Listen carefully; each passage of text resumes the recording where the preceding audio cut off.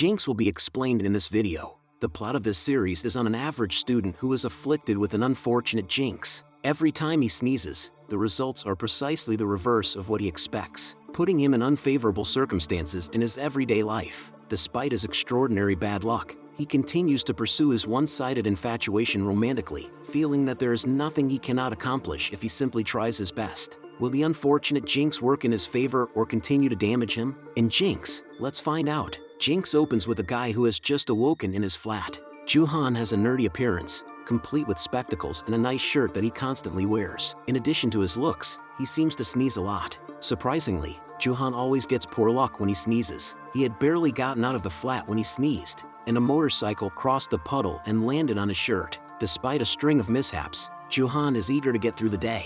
It turns out that this is because he loves his college friend, Chanmi. He often admires Chanmi via images on his iPhone. When Juhan checks his phone, he discovers that Chanmi's birthday is approaching. He intended to purchase a branded bag at a high price as a present for the girl. As a result, Juhan is increasingly working on a part-time basis. He aims to raise a large sum of money to purchase the bag for Chanmi. To cut a long tale short, Juhan was able to save enough money to purchase the bag owing to his hard work. He then handed the bag to Chanmi. Juhan sneezed while working part-time with Saekyeon, a gorgeous girl who became his co-worker. He will have terrible luck as usual after sneezing. The bad luck this time came in the shape of an exhaust device that fell off just as Juhan was ready to repair it. As a result, he and Saekyeon were sacked from their jobs. Juhan welcomes the freshly arriving Chanmi in class but is ignored. Chanmi notices that Juhan doesn't seem to care about him, which reminds him of his nerdy look. At the moment, Juhan saw Chanmi handing over the suitcase he had given to Taehyun, a gorgeous and popular guy on campus. Juhan's companion demonstrates how Taehyun is often surrounded by females during playtime. Juhan became even more desperate as a result of this. He realized that no matter how hard he tried, nothing would improve the situation. Juhan was depressed and chose to go drinking alone after graduation. Unexpectedly, Saekyeon, who was working at the time, saw Juhan but opted not to approach him. Juhan headed home after a good drinking session. Outside, however, he happened to see Taehyun kissing a lady in the automobile.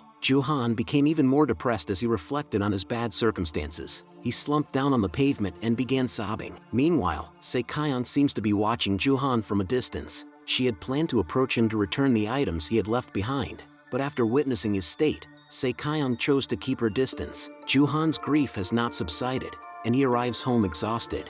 Juhan was astonished to discover a middle-aged guy sitting on the couch with a hooded jacket concealing his face after he entered the home. The guy raised the hood of his jacket when he saw Juhan had gone home, and Juhan recognized the man as his uncle, Hyaksu. Juhan was going to throw Hyaksu out when Hyaksu mentioned the curse that had been handed down through the family generations. Hyaksu then said that Juhan's sneeze had produced ill luck and may potentially undo his words and desires. Juhan's uncle then urged him to be cautious if he wished to wield the curse. If he utilized it beyond an acceptable limit, Juhan may experience ill luck or reversal without even having to sneeze first. Saekyeon returns to Juhan the following day to return the ATM card he left behind while drinking the night before. Saekyeon told to them on the park seat that she had seen Juhan weeping the night before. At that moment, Hyaksu appeared out of nowhere and grabbed Juhan's hand in order to accompany him. Hyaksu allegedly led him to the salon to enhance his look. He hoped that his nephew's look would no longer be that of a geek after that. Juhan continued to approach Chanmi once he returned to university. Only this time,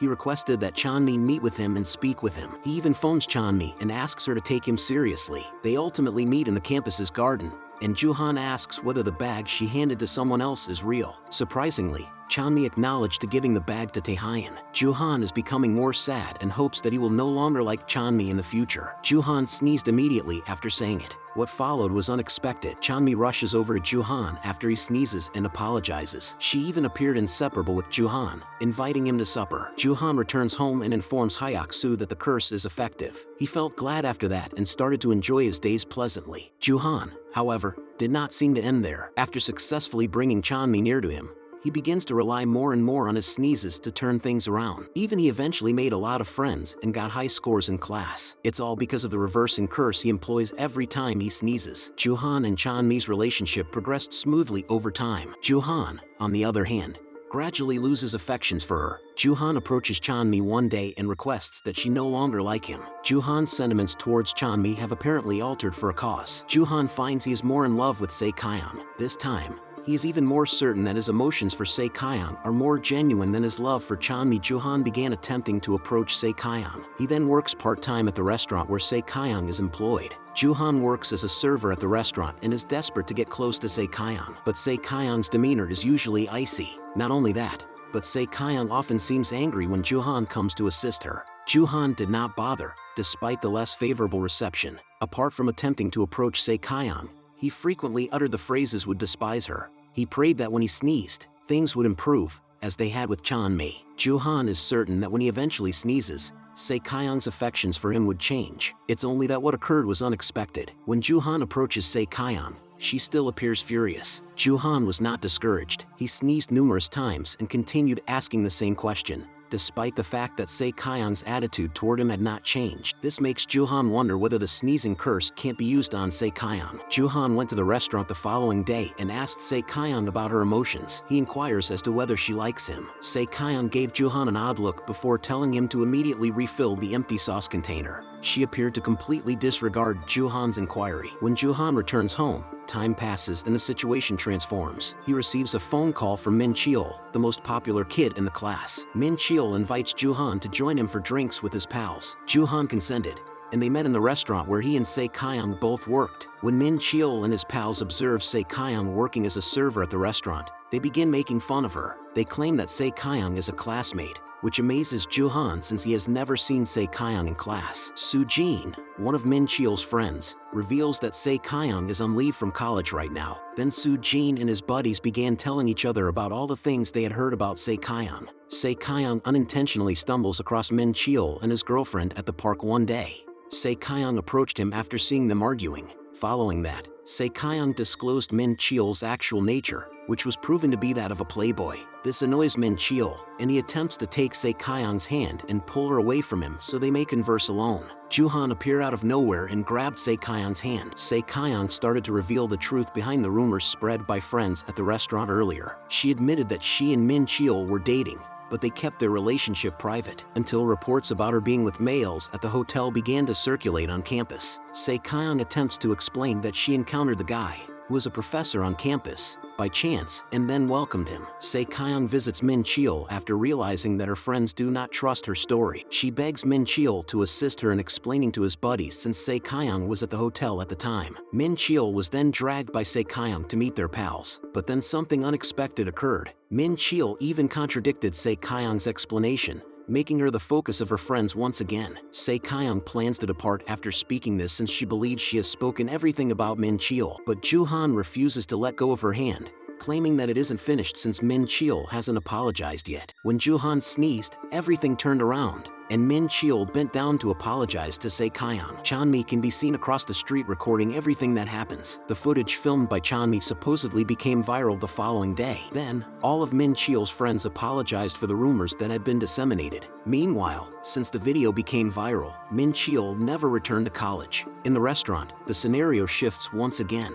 One of the male clients inquires whether Se-kyung has a partner. Se-kyung turned to face Juhan and said that she does not presently have a partner, despite the fact that she likes someone. Juhan approached Se-kyung right away, intending to inquire about her previous statements. He didn't inquire since he remembered Se-kyung ignoring his questions in the past. However, Se-kyung brazenly declares that he loves Juhan, which makes him extremely pleased. Juhan and Se-kyung kissed that night after the restaurant closed. Juhan and Se-kyung embark on a date the following day. They have a cake at the cafe and then roam about till the evening. Juhan drops by a flower store before departing and purchases a floral arrangement for Se-kyung. It's only that Juhan happened to see Hyuk-soo being thrashed by a guy at the moment. Hyuk-soo flees, clearly recognizing Juhan as Hyuk-soo's nephew and intending to beat him. When Juhan had accepted that he would be beaten, Se-kyung approached him and begged him to go away. They then hide in a tight alley, and despite the fact that Se-kyung is continually holding his hand, Juhan is anxious about his uncle's statements regarding the curse that is beyond the limit. After a few days,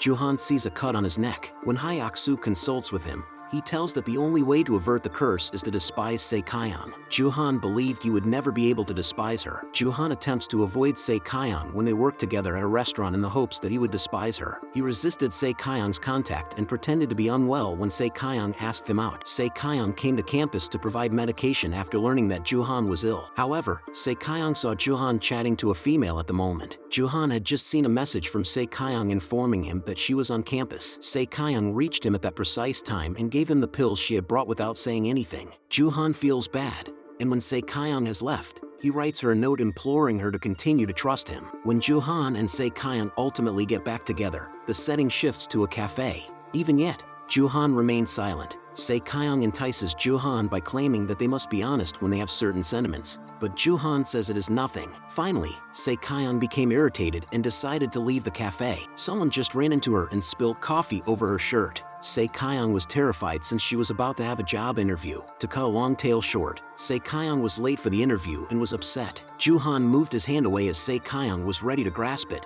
adding to her grief. She ultimately abandoned Joo-han. Joo-han is depressed at home and sobs alone. He is sad because he does not want to treat Se-kyung in this manner but has no alternative. Joo-han invited Se-kyung to meet him the following day. They subsequently meet in the park, and Joo-han tells Se-kyung everything. He also apologized for keeping them together all these time due of his curse. Finally, Joo-han declares his love for Se-kyung. Se-kyung listens to Joo-han's explanation and just responds, "I love you, too," from the bottom of her heart. She was certain the sensation was not the result of a curse. Joo-han is moved and embraces Se-kyung. He hopes that this is the beginning of a healthier connection between them in the future. Se-kyung eventually returned to university after some time. She was met by pals on her first day back at college. She also returned to Joo-han's class, and they even sat next to one another. The Jinx series finishes with Joo-han and Se-kyung sitting on a swing together at night. They seem to be quite pleased and to be holding hands. But not long after, the rain came down so heavy that they had to flee to avoid being soaked. Despite their horrible luck, Joo-han and Se-kyung held onto their hands. The conclusion of the story is that only true love from the heart will be able to break the curse. Furthermore, tragedy will feel wonderful when spent with loved ones with affection.